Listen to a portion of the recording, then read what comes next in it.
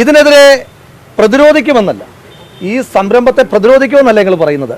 ഇങ്ങനൊരു സ്ഥാപനം, ഹെഡ്ഗേവാറിൻ്റെ പേരിൽ ഇങ്ങനൊരു സ്ഥാപനം പാലക്കാട് ഉയരില്ല എന്ന് ഉറപ്പിച്ച് പറയുന്ന തരത്തിലുള്ള പ്രതിരോധങ്ങളല്ല പ്രതിഷേധങ്ങളുമായിട്ട് ഞങ്ങൾ മുന്നോട്ട് വരും. നടത്തില്ല. കാരണം ഇത് ആരുടെ തീരുമാനമാണ്? ഇപ്പോൾ മുനിസിപ്പൽ കൗൺസിലർമാർ ഇവിടെ നിൽപ്പുണ്ട്. ഇത്തരത്തിലൊരു സ്ഥാപനത്തിന് പേര് കൊടുക്കുമ്പോൾ മുനിസിപ്പൽ കൗൺസിലിൽ ആ തീരുമാനം വെച്ചിട്ടുണ്ടോ? ഇവിടെ കൗൺസിലർമാർ നിൽക്കുകയാണല്ലോ, നിങ്ങൾ ചോദിച്ചു നോക്കൂ. അപ്പോൾ മുനിസിപ്പൽ കൗൺസിൽ വെക്കാതെ, കാരണം അതായത് ഞാൻ ചോദിച്ചോട്ടെ, ഇപ്പം നമ്മൾ ഗാന്ധിജിയുടെ പേര് ഒരു സംരംഭത്തിന് ഇടുകയാണെങ്കിൽ നമ്മൾ രഹസ്യമായിട്ട് ഇടും. നെഹ്റുവിൻ്റെ പേര് ഒരു സംരംഭത്തിന് ഇടുകയാണെങ്കിൽ നമ്മൾ രഹസ്യമായിട്ട് ഇടും. ഇനി പോട്ടെ, EMSൻ്റെ പേര് ഒരു സംരംഭത്തിന് നമ്മൾ ഇടുകയാണെങ്കിൽ നമ്മൾ രഹസ്യമായിട്ടാണ് ഇടുന്നത്. ഇതെന്തോ പരസ്യമായി പറയാൻ കൊള്ളാത്തതാണെന്ന് ഇവർക്ക് തന്നെ ഒരു ബോധ്യമുണ്ട്. ഇവർക്ക് തന്നെ അങ്ങനെ ആത്മവിശ്വാസമുണ്ട്, അങ്ങനെ പരസ്യമായി പറയാൻ പാടില്ലാത്തതാണെന്ന്. അതുകൊണ്ടാണ് ഇങ്ങനെ രഹസ്യമായി ഒളിച്ചു നടത്താൻ ശ്രമിക്കുന്നത്. അതിനെ ഞങ്ങൾ പ്രതിരോധിക്കും. ഇത് RSSകാരൻ്റെ ഏതെങ്കിലും തരത്തിലുള്ള പാരമ്പര്യ ഭൂമിയൊന്നുമല്ല. RSSകാരൻ്റെ പാരമ്പര്യമായി കിട്ടിയിരിക്കുന്ന ഭൂമിയിൽ അവർക്ക് ഇഷ്ടമുള്ള പേര് കൊടുത്തോട്ടെ, അത് നമ്മുടെ തർക്ക വിഷയമല്ല. അതെന്ത് കൊടുത്തോട്ടെ, അതിപ്പോൾ RSS നേതാക്കന്മാരുടെ പേരോ അതല്ലെങ്കിൽ അവരുടെ വീട്ടിൽ ഏതെങ്കിലും വളർത്തുമൃഗങ്ങളുടെ പേരോ എന്ത് വേണമെങ്കിലും കൊടുത്തോട്ടെ, നമുക്ക് പരാതിയില്ല. പക്ഷേ ഒരു പൊതുവിടത്തിന്, നമ്മൾ കരം എടുത്ത് മുനിസിപ്പാലിറ്റി വാങ്ങിയ ഒരു പൊതുവിടത്തിന് ഒരു കാരണവശാലും ഇങ്ങനൊരു പേര് അനുവദിക്കില്ല. ശക്തമായ പ്രതിഷേധം. ഇന്ന് രാവിലെ ഇപ്പോൾ യൂത്ത് കോൺഗ്രസിൻ്റെ പ്രതിഷേധം ഉണ്ടായിരുന്നു, കോൺഗ്രസിൻ്റെ പ്രതിഷേധം ഉണ്ടായിരുന്നു, കൗൺസിലർമാരുടെ പ്രതിഷേധം ഉണ്ടായിരുന്നു, മറ്റു പാർട്ടിക്കാരുടെ പ്രതിഷേധം ഉണ്ടായിരുന്നു. ഞങ്ങൾ ഈ പ്രതിഷേധം തുടരാൻ പോവുകയാണ്. ഇപ്പോൾ 12 മണിക്ക് മുനിസിപ്പാലിറ്റിയിലേക്ക് കോൺഗ്രസിൻ്റെ മാർച്ച് വെച്ചിട്ടുണ്ട്. അപ്പോൾ അതടക്കമുള്ള സമരപരിപാടികൾ, തുടർച്ചയായ സമരപരിപാടികൾ പറഞ്ഞല്ലോ. ഇത് പിന്നെ ഇതിനെതിരെ പ്രതിഷേധിക്കുകയല്ല, ഇത് വരാൻ ഞങ്ങൾ അനുവദിക്കില്ല. ആ തരത്തിലുള്ള സമരങ്ങളുമായിട്ട് മുന്നോട്ട് പോകും. രാഹുൽ, ഈ ഹെഡ്ഗേവാറിന്റെ ആശയമല്ലേ രാജ്യം ഭരിക്കുന്നത്? പ്രധാനമന്ത്രി ഉൾപ്പെടെ ആ ആശയമല്ലേ പിന്തുടരുന്നത്? ഇവിടെ രാജ്യം ഭരിക്കുന്ന അതിൽ നിന്ന് അദ്ദേഹത്തിന്റെ കാര്യങ്ങളിൽ നിന്നുള്ള പ്രേരണ ഉൾക്കൊണ്ടുകൊണ്ടുള്ള ഒരു പ്രത്യയശാസ്ത്രമല്ലേ? അപ്പോൾ അതിനെങ്ങനെയാണ് നൽകാൻ കഴിയില്ല എന്ന് പറയാം? രാജ്യം ഭരിക്കുന്ന പ്രത്യയശാസ്ത്രം ഈ രാജ്യത്തെ ഹിന്ദുക്കളും അല്ലാതെയുള്ള ആളുകളൊന്നും, ഈ രാജ്യത്തെ ക്രിസ്ത്യാനികൾ, ഈ രാജ്യത്തെ മുസ്ലിങ്ങൾ, ഇവരൊക്കെ ആഭ്യന്തര ശത്രുക്കൾ എന്ന് പറയുന്നതാണോ രാജ്യത്തിന്റെ പ്രത്യയശാസ്ത്രം? നിങ്ങൾ വെറുതെ ബ്രിട്ടീഷുകാർക്കെതിരായി സമരം ചെയ്ത പറയട്ടെ. അല്ല സഹോദര, അങ്ങേക്കൊരു കാര്യം, ശരി, ജനൻ ടിവിയുടെ റിപ്പോർട്ടർക്ക് ഞാനൊരു ചരിത്ര സംഭവം പറഞ്ഞുതരാം. അങ്ങ് ഈ ഹിറ്റ്ലർ എന്ന് കേട്ടിട്ടുണ്ടോ? ഹിറ്റ്ലർ എന്ന് കേട്ടിട്ടുണ്ടാവുമല്ലോ അല്ലേ? ഈ ഹിറ്റ്ലർ എന്ന് പറയുന്നയാൾ ജർമ്മനിയിൽ തെരഞ്ഞെടുപ്പിൽ ജയിച്ചിട്ടുള്ള അല്ല, ഇന്ദിരാഗാന്ധി ഹിറ്റ്ലർ എന്ന് പറയുന്ന വിവരമില്ലാത്ത ആരെങ്കിലും ആയിരിക്കും. അതിപ്പോൾ എനിക്കറിയില്ല, അതിപ്പോൾ അവരോട് ചോദിക്കേണ്ട വിഷയമാണ്. ഞാൻ പറഞ്ഞത് ഒരു വിഷയം പറയുകയാണല്ലോ. ഹിറ്റ്ലറെ പറ്റി അങ്ങേക്ക് ബോധ്യമുണ്ടല്ലോ. ഈ ഹിറ്റ്ലർ ജർമ്മനിയിൽ തെരഞ്ഞെടുപ്പിൽ മത്സരിച്ച് 33% വോട്ട് വാങ്ങി ജയിച്ചയാളാണ്. മനസ്സിലായില്ലേ? എന്ന് കരുതി ഹിറ്റ്ലർ ശരിയാണെന്ന് അങ്ങ് പറയൂ? അങ്ങെങ്കിലും പറയുമോ? അങ്ങ് പോലും പറയില്ലല്ലോ. ജനറൽ ടിവിയുടെ റിപ്പോർട്ടറായ അങ്ങ് പോലും ഹിറ്റ്ലർ ശരിയാണെന്ന് പറയാൻ കഴിയില്ല. അപ്പോൾ തെരഞ്ഞെടുപ്പിൽ ജയിക്കുന്നതെല്ലാം ശരിയാണ് എന്നുള്ള അഭിപ്രായമൊന്നുമില്ല.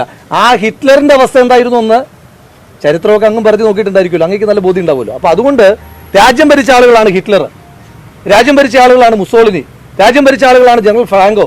ഇവരൊക്കെ ശരിയാണെന്നാണോ ഇതിന്റെ അർത്ഥം? രാജ്യം ഭരിച്ചത് കൊണ്ട് ശരിയാണെന്ന് അർത്ഥമൊന്നുമില്ല. പിന്നെ അങ്ങ് പറഞ്ഞ പ്രത്യയശാസ്ത്രം, ആ പ്രത്യയശാസ്ത്രം ഏതാണ്? ഈ രാജ്യത്ത് ബ്രിട്ടീഷുകാർ രാജ്യത്തെ ചൂഷണം ചെയ്തപ്പോൾ, ഈ രാജ്യത്തെ മുച്ചൂട് മുടിച്ചപ്പോൾ നിങ്ങൾ ബ്രിട്ടീഷുകാർക്കെതിരെ വെറുതെ യുദ്ധം ചെയ്ത് സമയം കളയണ്ട. അത് ആ സമയം കൂടെ ആഭ്യന്തര ശത്രുക്കളായ മുസ്ലിങ്ങൾക്കും ക്രിസ്ത്യാനികൾക്കും എതിരെ നിങ്ങളുടെ ആരോഗ്യം ചെലവഴിക്കൂ, ഊർജ്ജം ചെലവഴിക്കൂ എന്ന് പറയുന്ന ഒരു പ്രത്യയശാസ്ത്രത്തെ അംഗീകരിക്കാൻ കഴിയില്ല. അതുകൊണ്ട് അതിനെതിരായിട്ട് പ്രതിരോധവും പ്രതിഷേധവും തുടരുക തന്നെ ചെയ്യും. ഹെഡ്ഗേവാർ വന നിയമം ലംഘിച്ചതിൽ ഈ ബ്രിട്ടീഷുകാരെ തടങ്കലാക്കിയതിന്റെ രേഖകളുണ്ട്. മഹാരാഷ്ട്രയിൽ നിങ്ങൾ ചെക്ക് കഴിഞ്ഞാൽ അത് കിട്ടും. എൻ്റെ പൊന്നു സഹോദര, സ്വാതന്ത്ര്യ സമര സേനാനികൾ രണ്ട് രീതിയിലുണ്ട്. സ്വാതന്ത്ര്യ സമര സേന ബ്രിട്ടീഷുകാരുടെ കാലത്ത് അറസ്റ്റ് ചെയ്യപ്പെട്ട ആളുകളെല്ലാം നമുക്ക് സ്വാതന്ത്ര്യ സമര സേനാനികൾ എന്ന് പറയാൻ പറ്റുമോ?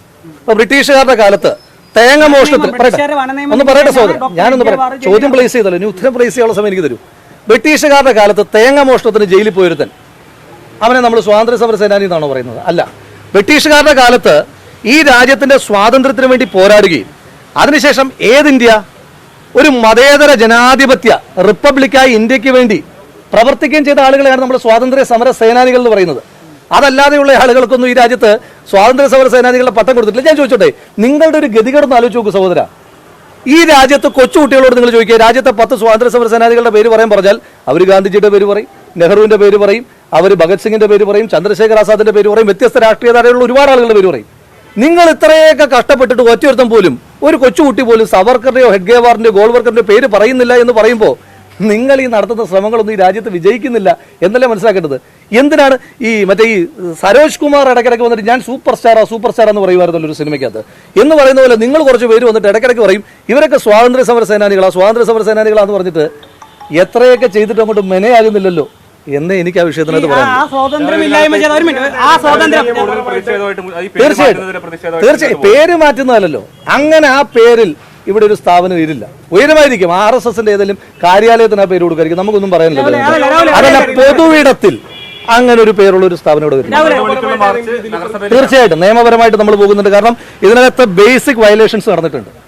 ഇത്തരത്തിലൊരു പേര് കൊടുക്കുമ്പോൾ മുനിസിപ്പൽ കൗൺസിൽ വെക്കണമെന്ന് പറയുന്നത് അടക്കമുള്ള ബേസിക് വയലേഷൻസ് ഉണ്ടായിട്ടുണ്ട്. അതോടൊപ്പം തന്നെ ഇതൊരു CSR ഫണ്ടിലാണ് വരുന്നത്. ആ സ്ഥാപനത്തോട് ഞങ്ങൾക്ക് ചോദിക്കാനുണ്ട്, ഈ രാജ്യത്തെ വിഭജിച്ച ഹെഡ്ഗേവാറിന്റെ പേരിലാണോ നിങ്ങൾ ഈ സ്ഥാപനത്തിന് പണം കൊടുക്കുന്നതെന്ന് ഞങ്ങൾ ആ ഓഷ്യാനസ് എന്ന് പറയുന്ന കമ്പനിയോടും ചോദിക്കുവാൻ ആഗ്രഹിക്കുന്നുണ്ട്. അവർക്ക് ഞങ്ങൾ കത്തുകൾ എഴുതും. അതുപോലെ തന്നെ തദ്ദേശ സ്വയംഭരണ സ്ഥാപന വകുപ്പ് മന്ത്രിക്ക് യൂത്ത് കോൺഗ്രസും പരാതി കൊടുക്കുന്നുണ്ട്. പാർലമെന്ററി പാർട്ടി അതുപോലെ തന്നെ നിയമപരമായി മുന്നോട്ട് പോകുന്നുണ്ട്. ഇത് നിയമപരമായും ജനങ്ങളെ അണിനിരത്തിയുള്ള പ്രതിരോധത്തിലൂടെ ഞങ്ങൾ മുന്നോട്ട് പോകും. നഗരസഭയിലേക്ക് മറിച്ചു.